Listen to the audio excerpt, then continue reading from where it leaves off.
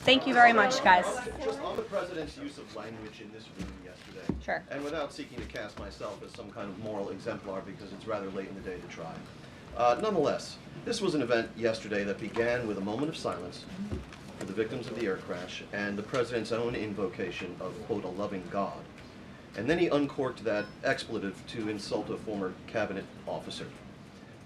It was the same expletive that I saw him use in the East Room in 2020 when he famously held up the Trump acquitted headline. My question is, if you could shed any light for us on how the president perceives his use of public profanity, which is a practice that certainly sets him apart from all of his predecessors. Does he regard it as an effective communications device, part of his appeal, or is it something that he lapses into inadvertently, perhaps in times of frustration and later regrets?